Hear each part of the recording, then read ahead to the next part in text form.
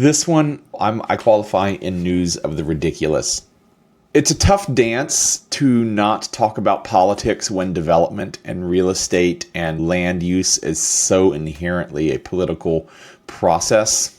But just like talking raw politics, this side, that's not something that we do here on the show.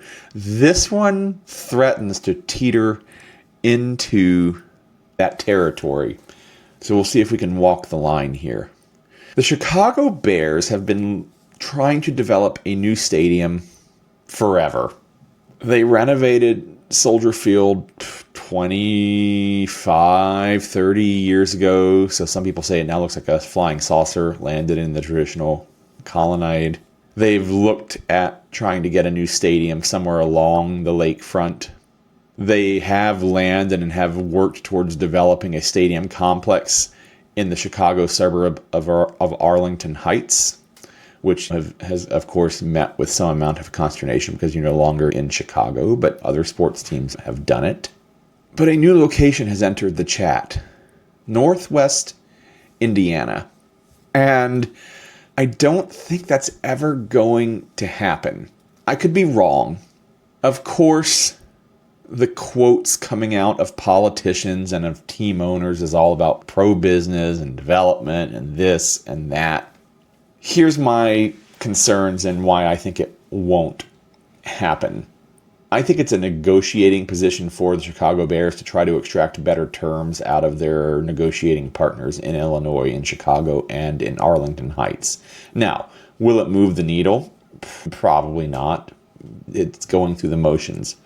My problem with it is, and this is where we kind of risk veering into politics, though, is really what the Chicago Bears, I think, are looking for is a greater allotment of public funds to build this stadium that is going to cost billions and that is used 6 times a year.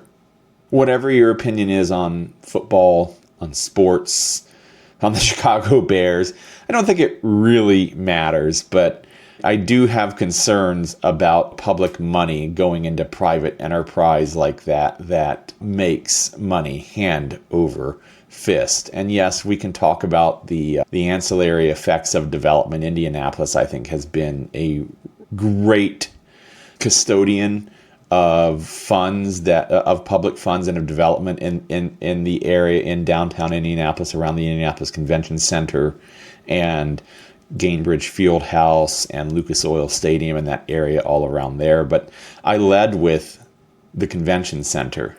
They have done a great job of building an entire ecosystem around all of these facilities that are not just one-hit wonders. They're busy all the time and filling hotels and bringing tax revenue and putting people in restaurants and going to events in the area and employing people in the area. And I think that they are a light on the hill of what that sort of development can look like. Do I think they have it perfectly right? Absolutely not.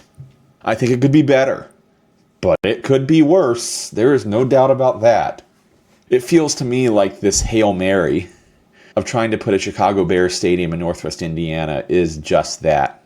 I don't see that there is the infrastructure, the demand, or anything else to build that ecosystem of business around it. And I just don't see Indiana really getting behind it. I'm talking about the citizens. I'm talking about town councils. I'm talking about representatives and senators. I could be proven wrong. There is no doubt that America and Indiana are sports mad, love sports. But that's happening. And like I said, it entered the chat. Is there going to be anything beyond that? I don't know. But if you want to know, hit the subscribe button, because you better believe that the minute I hear of anything around this, I'm going to be talking about it here on Mondays at Lafayette Live at 7 o'clock or on the Lafayette Reel throughout the week.